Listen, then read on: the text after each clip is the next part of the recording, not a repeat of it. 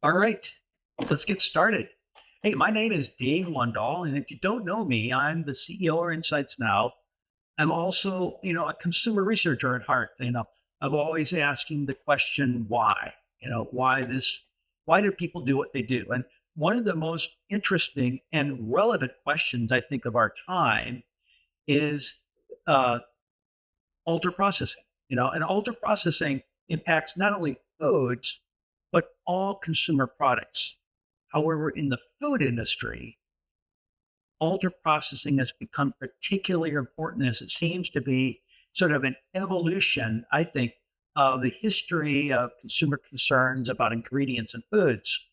In fact, ultra processing may have even greater impact in food design than clean label did because it's been implicated, to be part of the reason why people's weights are increasing and obesity and epidemic in the world.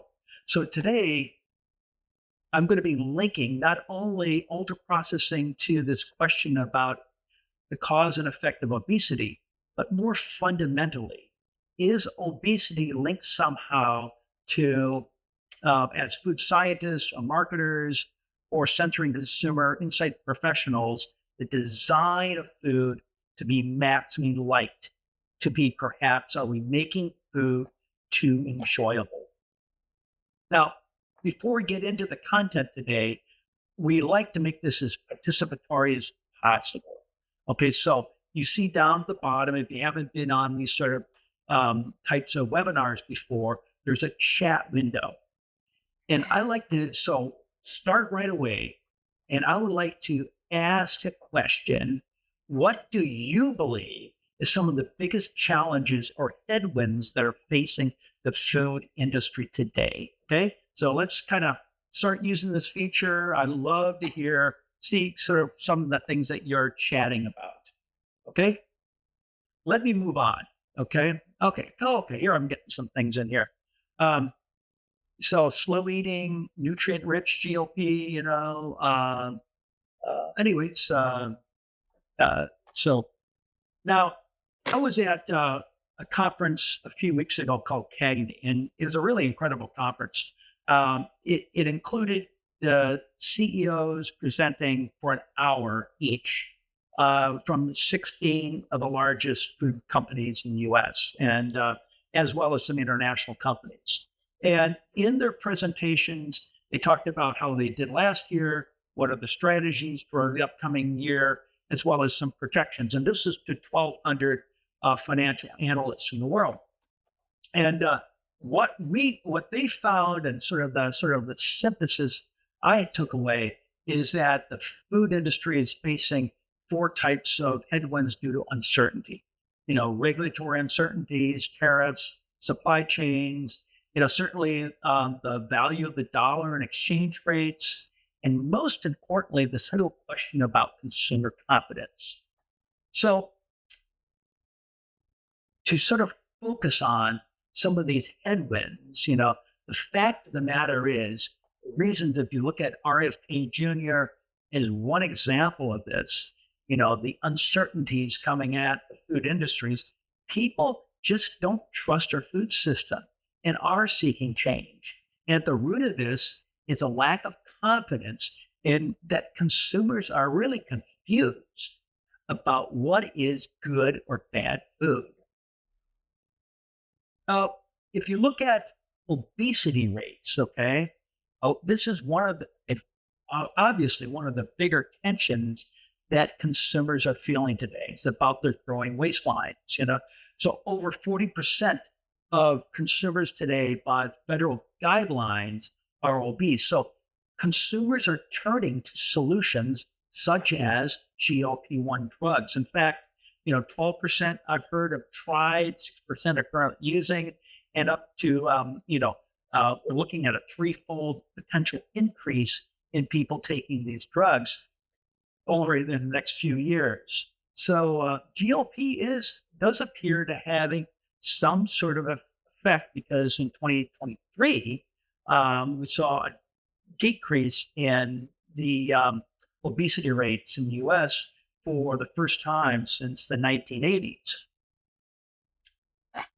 If you want to further thinking about this confusion, is look at the chatting. These are it's the Google Analytics sort of metrics, and you see the last year GLP-1 is starting to take off in terms of what people are chatting about on social programs.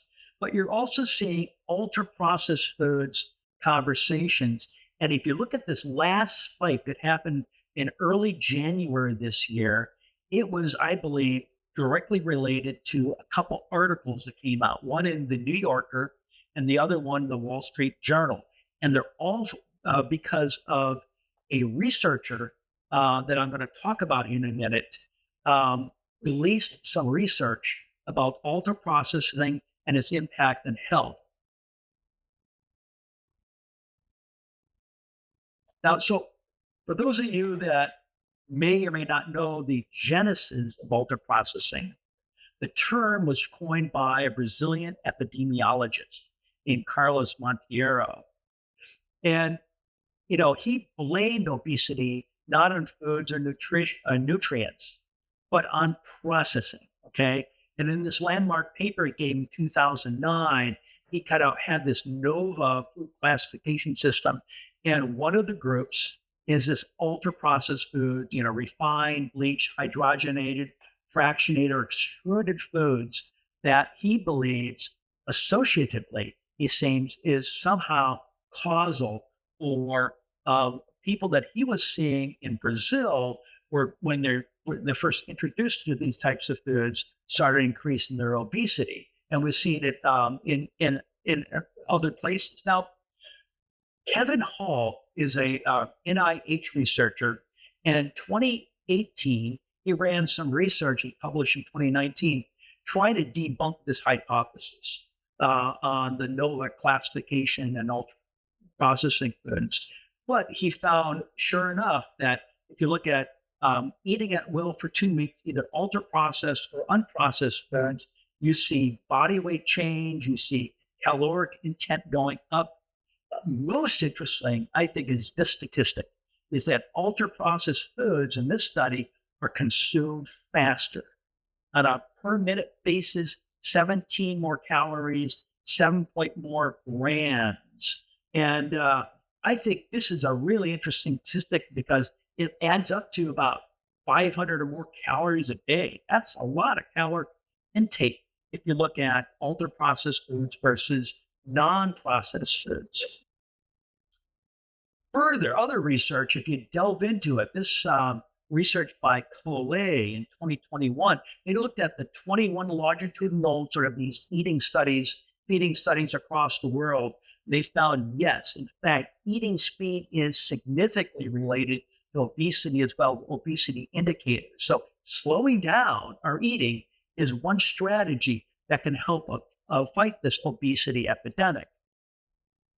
Now, a researcher from the University of Kansas has come up with a further answer into why people are eating ultra processed foods faster.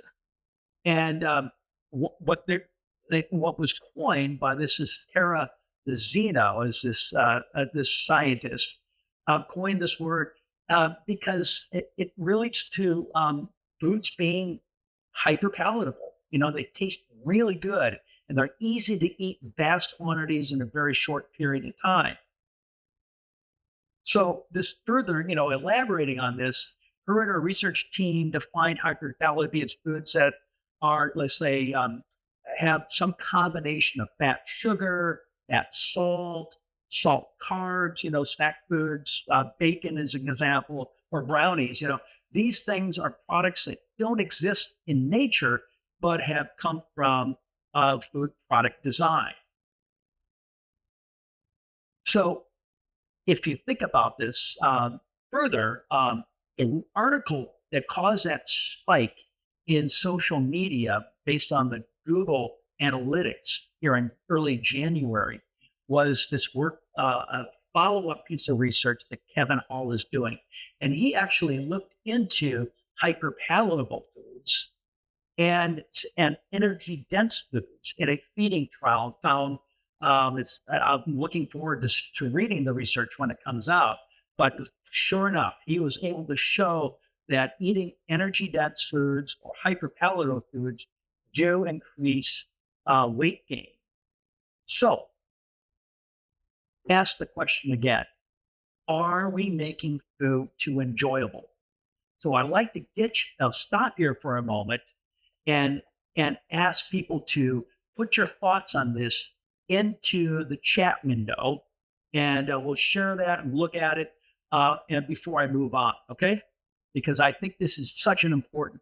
If you're a sensory professional, the success of sensory is largely in because we are really good at measuring liking and incorporating measures such as JAR to guide product development, or drivers of liking studies to know how to maximize the liking of food.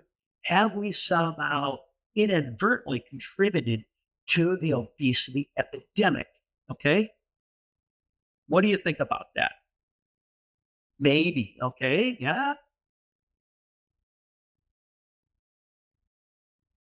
So there's some questions about ultra processing is, what is it versus Montero is, there's a lot of in between, there's a lot of gray areas. Yes. Okay.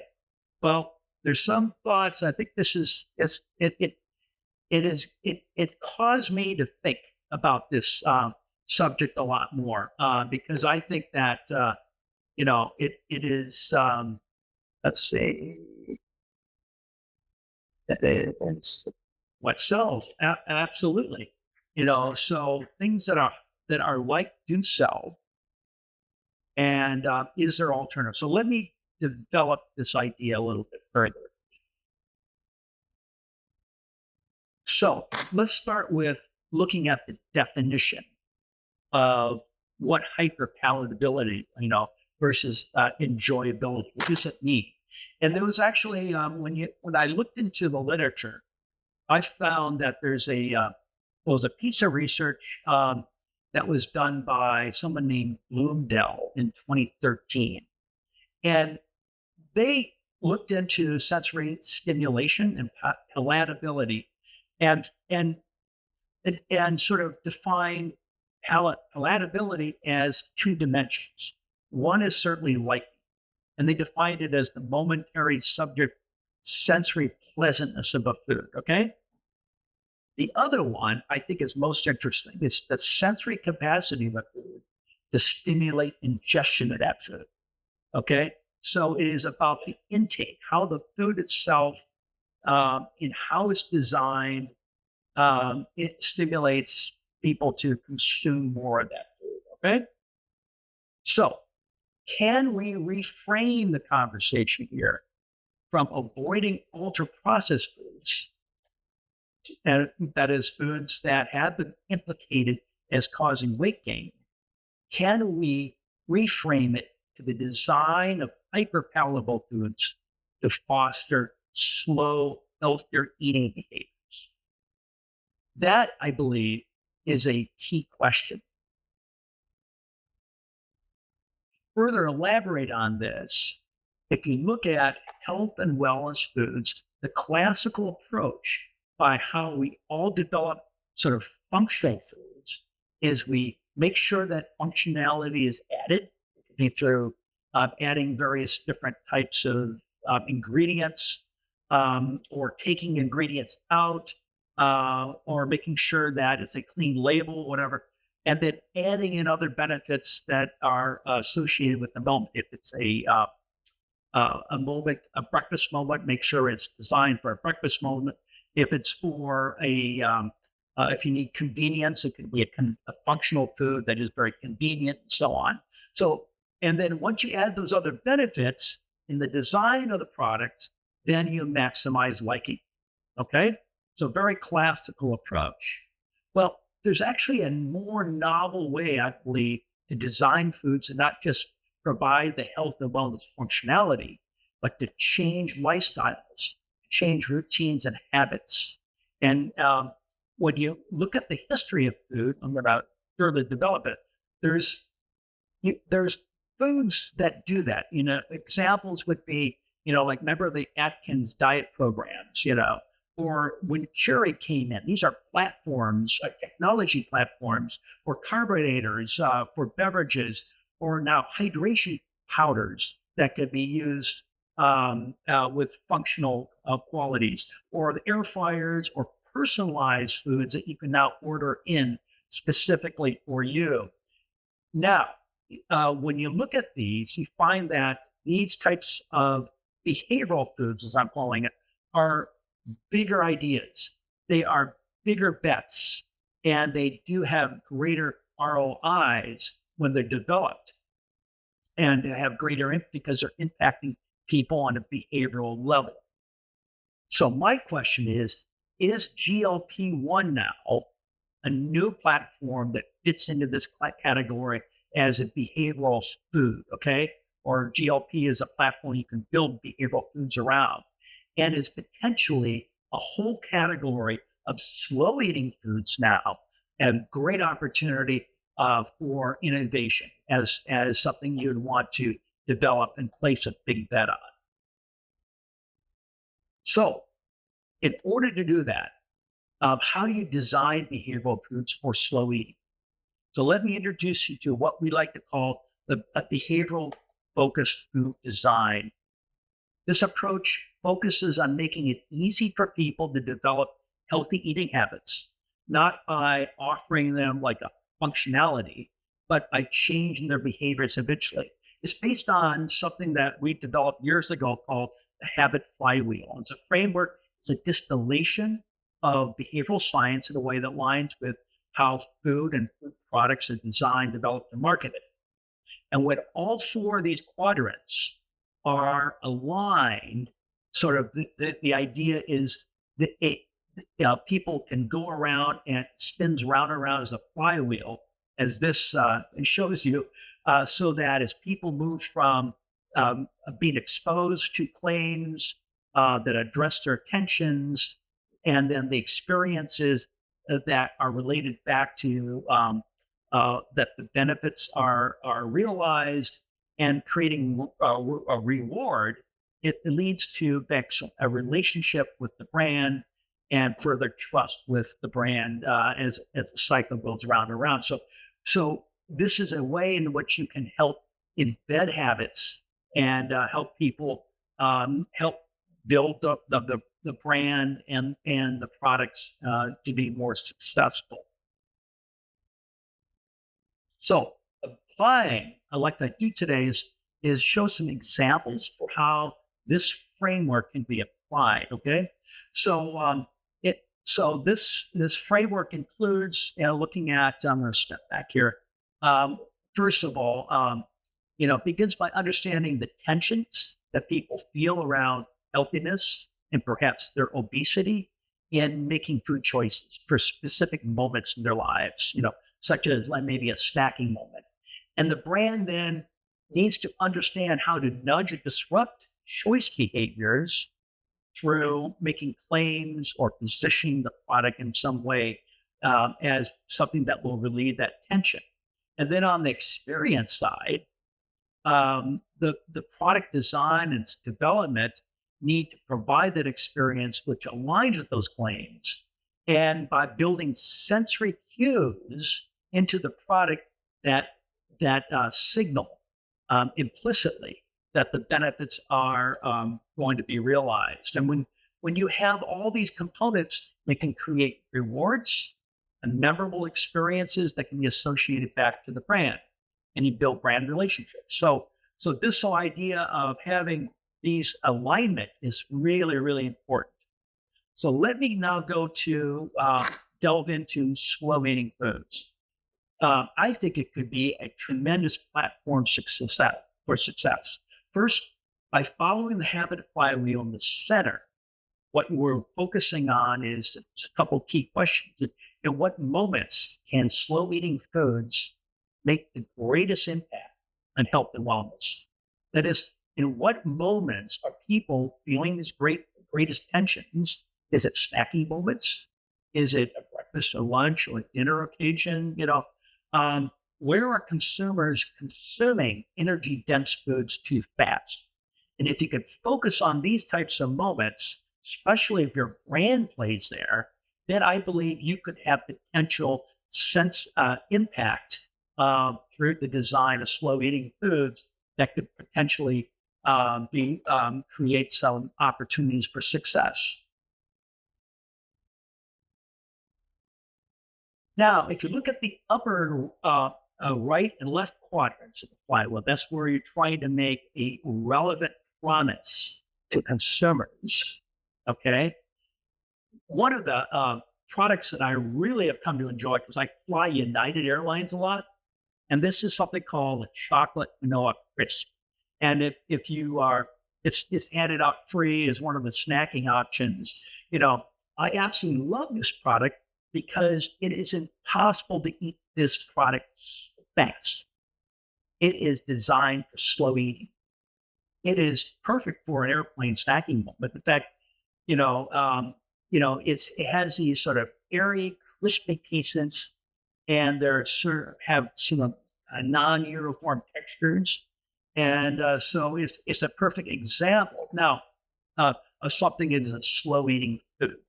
Now, a question here for marketers is how do you reframe the conversation about this product to be healthier? Because it is designed to be a slow eating food. Okay. So how do you position it? How can slow eating a claim or even perhaps a certification here achieve this sort of understanding in minds of consumers that this will solve their weight loss or weight maintenance tensions in life?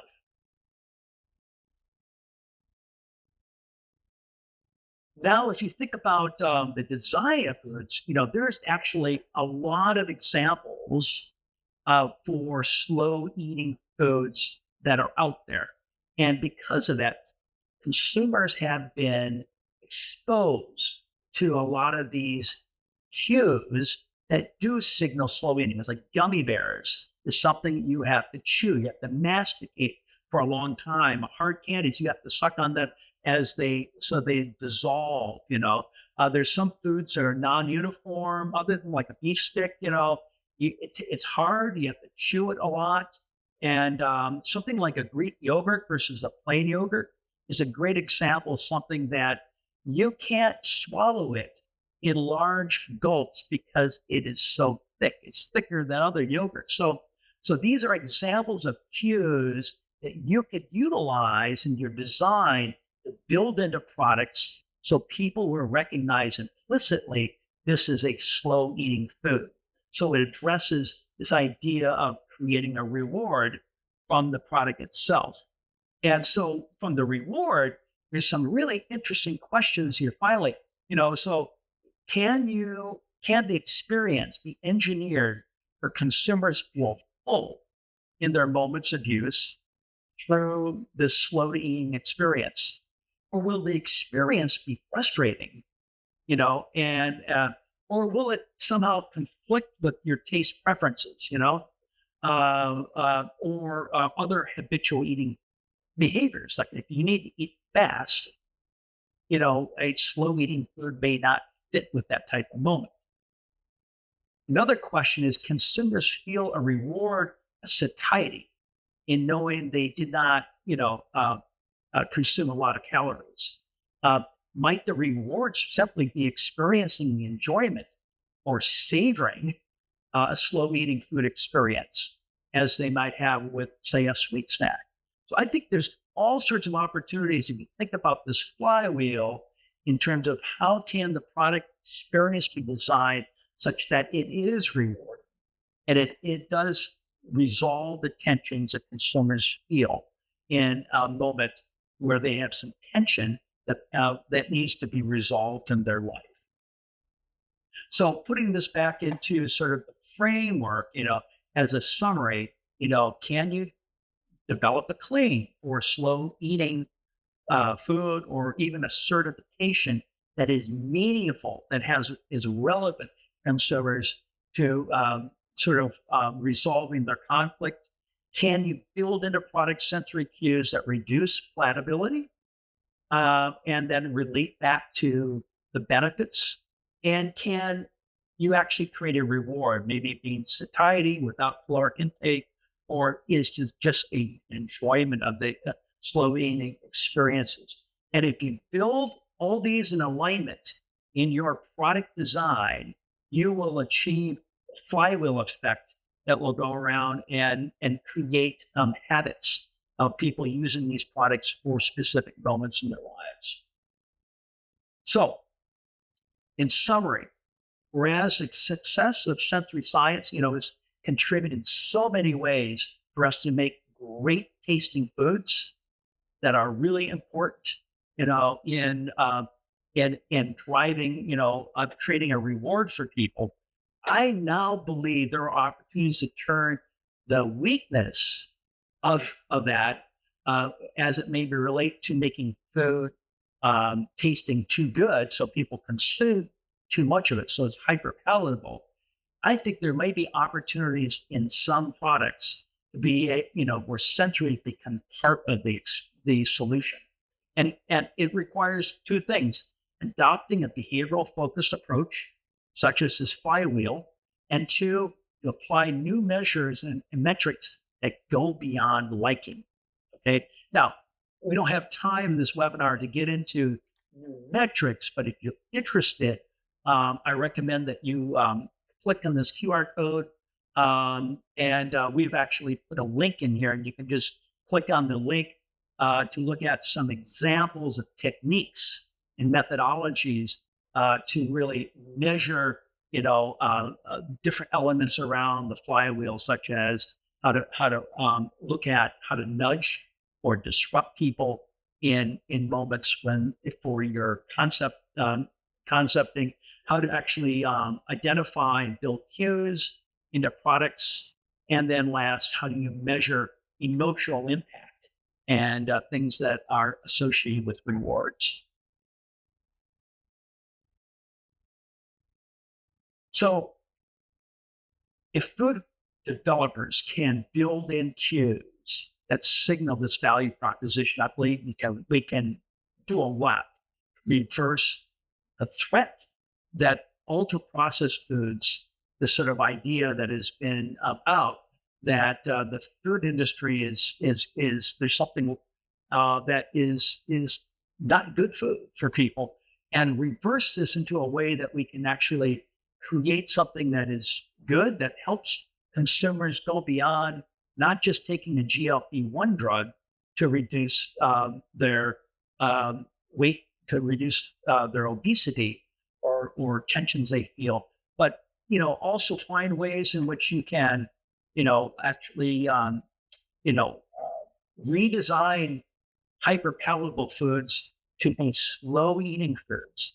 And I think it's a big idea. I think it's an opportunity that could have a lot of return on investment, and could have perhaps in a way help reverse this obesity epidemic.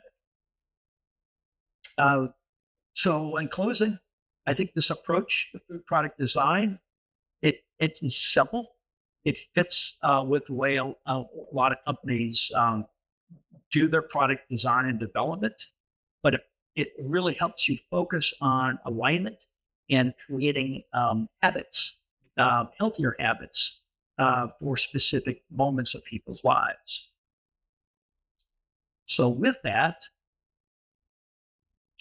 I'd like to move into a Q&A area, and also to point out that we're going to be following this um, sort of some of these thoughts. In April, our next webinar will be looking at ultra processing. And what does this mean? We're running some research right now. I'm excited to share some of those results. Doing a quality scale segmentation on consumer health and wellness concerns and behaviors. And then in May, we're going to be talking about GLP-1 and the whole area of GLP-1 friendly products, and what are those? What does that mean? So with that, what questions do people have? Okay, so I've got a number of things on. So let's go here. So slow eating, nutrient-rich GLP-1 friendly are overlapping. What needs to be done to meet consumer needs? Okay. So I think GLP-1 is different. It's a different type of opportunity than perhaps slow eating foods. Um, Not everybody is going to want to take um, these types of drugs. Um, in May, when we do our presentation on GLP-1, um, it's very obvious that people now are having major changes into their food perceptions. And a lot of products, a lot of foods that they have come to like in their life don't taste good anymore. And so there's a lot of challenges there. So it's a different set of challenges. But the idea of slow eating foods to address as another way, I think has traction. Another question, as we see with these examples, not all processing is bad. Yep, for sure. Some processing enhances nutritional. Absolutely. And functional foods, there's nothing wrong with that. I think it's it's probably a smaller bet, to create functional foods by adding in nutritional enriched components, very ingredient focused, whereas behavioral food design is more behavioral focused. Question another one is, have we made food we have made food very enjoyable and also very convenient. Absolutely. Um, Slow eating food could be also convenient. I don't think it's, and convenient to make, and perhaps convenient based on the moment, you know. So, yes, I think what you do absolutely contribute. It is quickly becoming an ethical issue for me. Okay, that's agreeing with the idea, follow the money. Absolutely. I think there's a lot of return on investment then that can be had by developing foods that are, basic. It's a platform. It's a new platform idea that I think has traction. When we have presented this to some other companies, people tend to get very excited about it in a positive way. I think it's got potential. Um, Interested in behavior focused design. This goes beyond food. Absolutely. This approach can be applied to any way where the objective is to disrupt and create new habits. And so that can go to basically way beyond food, as well as it can be applied to the design development of functional foods as well. Do you have examples of testing products and messaging that promotes slow eating and eye satisfaction? Absolutely. If you you click on or the link that Shelley here posted to everybody, um, you can delve into that. It's a great technique for looking at concept elements or various positioning statements, and to look for what sort of things either are disruptive or are a nudge in a positive way. And it's a market level statistic that you generate and say this percentage of people in this market, based on your sample, have this sort of response. And you can do that also in looking at food products and elements of food products. And we've done some other webinars on this subject. So if you're interested, reach out. I'll be glad to help give you more examples of applications. Thinking about slow eating, could you change messaging and encourage savor the moment? Absolutely. So what is the reward? And if you can create a reward that where people are actually savoring it, create that expectation without changing the product, Well, I don't know. I don't know. I think you need to be able to ensure that you're aligning. And if it's just savoring the moment, yeah, could you make that as a health and wellness claim? Perhaps if it's tied to slower eating and you can show that, it's the one way, it's a strategy for people to be filled up faster, or feeling sick, satiety, um, as a way for a more healthy eating behavior. Any other thoughts? So another is great idea on moving from the idea of craveable foods into the concept of slow foods. Okay. What can a food scientist do? So, as a food scientist, I think there's a lot of opportunities. It's the idea of, looking out to the types of products that consumers have been exposed to, the sensory qualities that align with slow eating, and build those into products. It is a formula for food product design that consumers should recognize based on their past history. So they'll have an implicit memory of these sort of qualities of foods, like hard, something you have to suck, chew on, or can't swallow very fast. And as a food scientist, a food product developer, I would focus on looking at it. And there's a lot more examples than I showed on that one slide. The messaging challenge is also a key.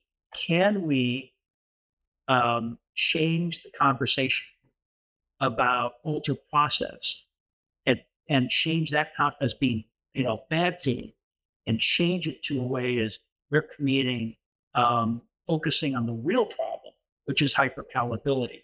I'm starting to see some articles. They're starting to hit the media about hyperpalatability as being the real problem. And so, as food scientists, I think this is an opportunity for us to focus on. Okay. Any other thoughts today? I would love to have feedback. If you can send feedback to me directly, I would welcome that very much. Or if you know any other people at Insights Now, I would welcome very much your feedback on this topic. I'm very excited about it. I think it's got a lot of potential, and where we can really help fight this obesity epidemic. And again, to reinforce, if you're interested in future webinars, these are two that are coming up, which will actually focus on similar subjects that, how can we really create healthier foods? All right. Well, with that, I thank everybody for your inputs. All the chatting back and forth. We finally got it going, and I think it made for some good exchanges. Thank you, and I look forward to your participation in a future time. Bye.